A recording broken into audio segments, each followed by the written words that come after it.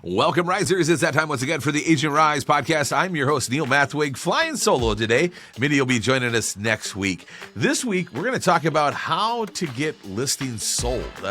It's kind of news to some agents that maybe have practiced this for a couple of years where, you know, the listings that we used to get would list them and they would be sold in 3 days or 3 minutes, right? They would go quick. And now we've got some listings that are sitting. And how do we get listings sold, especially when you're not used to navigating, having to make adjustments, having to improve the listing, having to work it to get it sold? So what are the steps? What are the things that we're to do to get listings sold? I'm going to cover that and much more today. The first place that I start when I've got a listing that isn't selling is I talk about the 3 Ps: pictures, price, and property. And I review all of them equally to see what is it that we need to do to make adjustments to continue to improve the listing. I don't ever want to look back at the listing and say this thing's never going to sell, or I messed it up, we were priced too high, or you can look back at the past mistakes that you've maybe made on the listing, or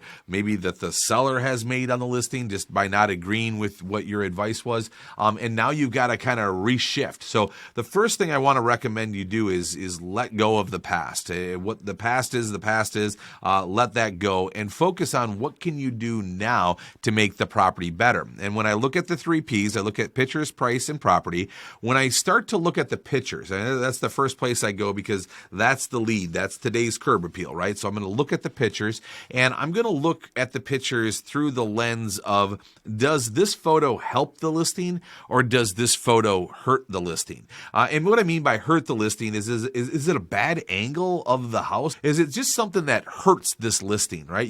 You'll see it when you start to look at it, like this photo just has a bad angle of this living room and it makes this living room look really small. Or I saw one yesterday where the house oddly has 2 front doors and there is one angle of the house where it makes it look like a duplex. And, this is selling a single family home, and it would really turn people off that would see this, may look like a duplex.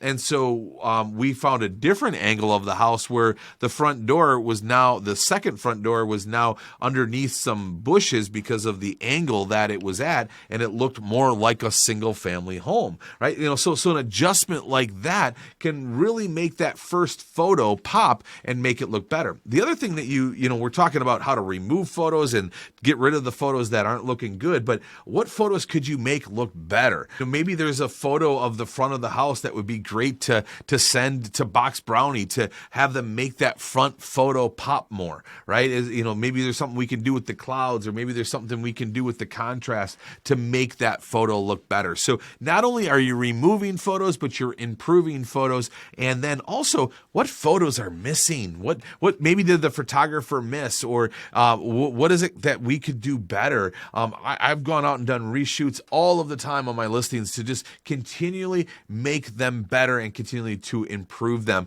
The second P in all of this is the price, but we're going to come back to that, and I'm going to go to the property first, because not only do I have the pictures done and I've got that ready, but now how is that property showing? Does the showings go well, and are people leaving good remarks about the showing, or does the house have a little bit of a stink, or is there just something odd about it, or is the seller not allowing showings? Is there anything that we need to do to make the showings better? Is there anything that we can do to make the property better? Maybe it's vacant now. Maybe we should go in and stage it, lightly stage it. Maybe we should add towels and add some kitchen knickknacks and add some things to the bathroom and add some things to the bedroom. And maybe we should start to stage it a little bit to continue to improve the property. Or maybe there's a feature of the property that we just didn't do a very good job of highlighting, and now we need to highlight it. So what is it that we can do to make the property better and make the showings better? Then we take all of that information and we start to look at the price. And often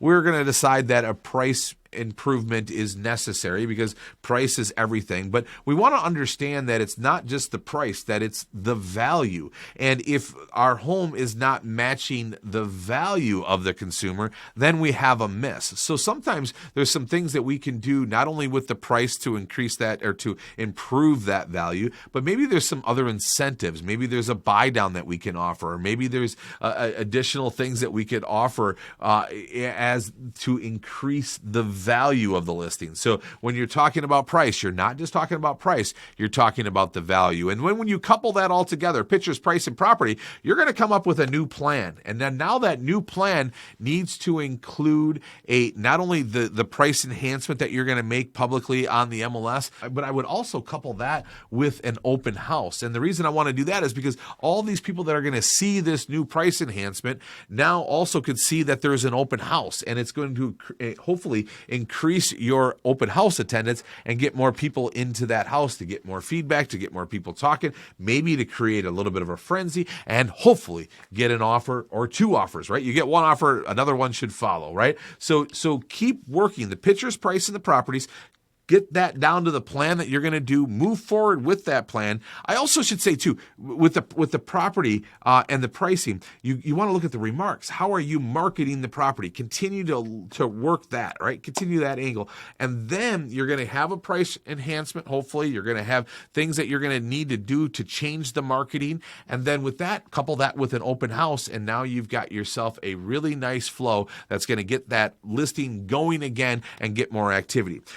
One of the questions that comes up around this is, Neil, it's not a new listing anymore. How do I market this? It's not a new listing. The words you want to use is now available. You want to use that this listing is now available, and you can repost this on Facebook. You can reshare this everywhere, and even go deeper with this marketing. If you're like most agents, you get a new listing and you put the new listing out there, and then you kind of stop, and that's a mistake. You got to keep marketing and keep getting that out there.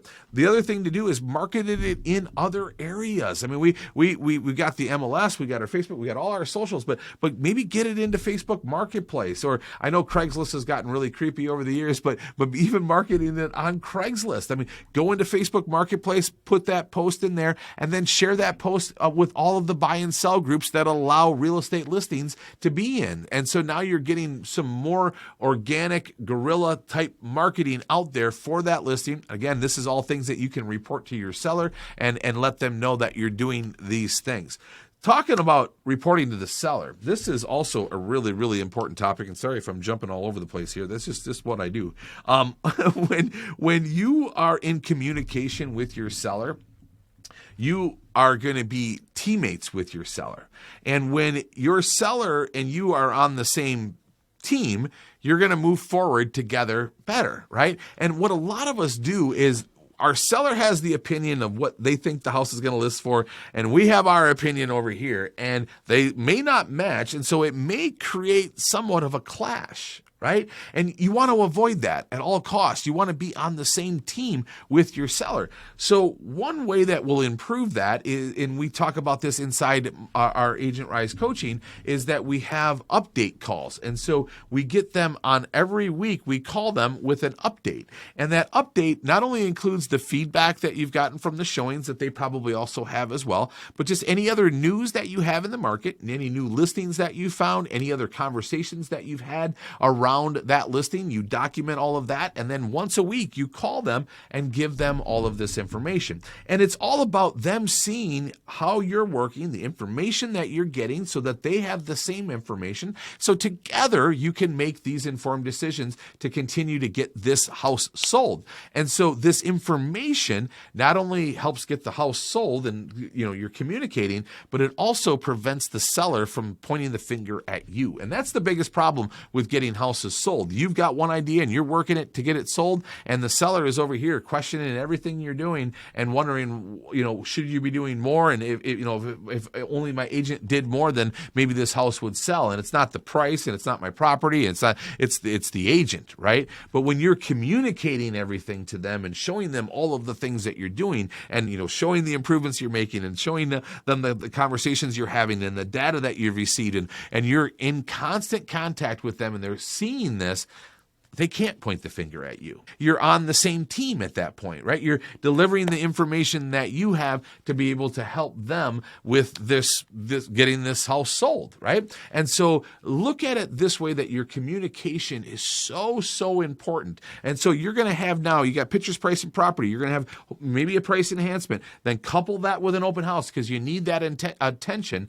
And then couple that with great communication and show the seller all of the amazing things that you're doing to get this house sold. And then they're going to continue to work with you to get this sold. Another thing I want you to do around these listings is dig deep. You really need to dig deep. If you've got people that have shown the house that haven't written an offer or maybe haven't even given you feedback and they're kind of tire kicking and they're kind of thinking about it, stay in close contact with them. Figure out what it is that the buyer is looking for and what it is that's holding them back from writing an offer on this house. Sometimes it's some things that you could do to offer somewhat of an incentive. Talk to your seller and figure out exactly where this buyer is at. And the more you communicate this with everybody that's involved, the closer you're going to get to putting a deal together. So dig deep. The other thing, do some reverse prospecting. Look for those that have this house set up is in their search criteria, and message those agents and say, what do we got to do? I see that you've got a buyer that would be interested in this. What do we got to do to get this buyer into this property? And here's the thing too, when you're in a market where you're not used to selling houses that are hard to sell, some of the things that I'm talking about may or may not make sense. And when you get into a season like I was in during the middle of the recession, where I had about 30 to 40 listings at any given point, and the reason I had so many listings is because they just weren't selling. I mean, it was just a hard to sell market. And what got me through that, and not only got me through that, and not only did I survive, but I thrived, because the following years is when I just took off like a rocket and went from selling 50 to 75 homes to selling 75 to 100 homes.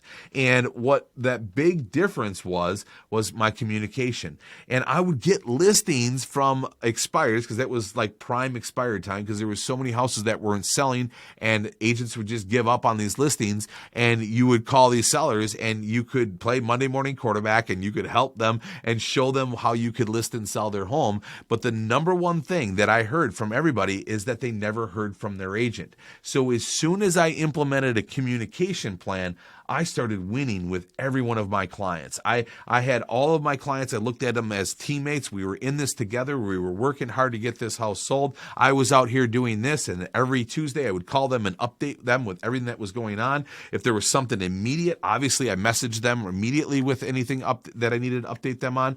But just, going this time where you aren't talking to your sellers, and you're maybe it's a week or 2 weeks or 3 weeks, or maybe even a month has gone by, and you're like, I don't even know what to update them on. It's just this thing isn't moving.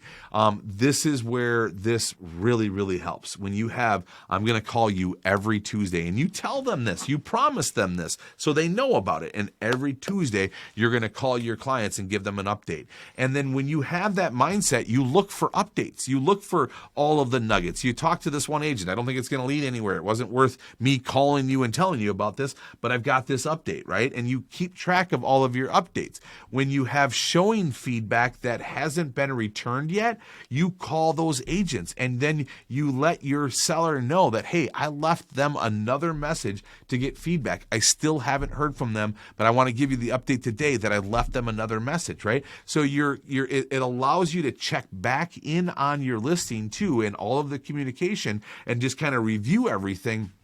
And then give them those updates. So it really, really helps you keep on track. And of course, we talk more about this and the additional things that we do in our servicing plans for our sellers. But this is a golden nugget here for you. This is one that you should definitely implement, is having update calls with your clients. And again, to go back to this, you want to focus on the purchase price in the property. You want to focus on a price enhancement. Hopefully, that's probably what you're going to need. And you're going to also focus on remarketing, and remembering that you've got to, remarket all of this. It's not a new listing anymore. Go with now available and get this out there. Get this on as many organic places as you can, and get that other open house going. Tell everybody about the open house and get this house sold. You will do it. You will get it sold. You got to keep believing, and you will get it done. All right. I hope those tips help you, and I'd love to hear from you. Let me know what you think. And also join us next week as Minnie returns, and we're going to be talking about productivity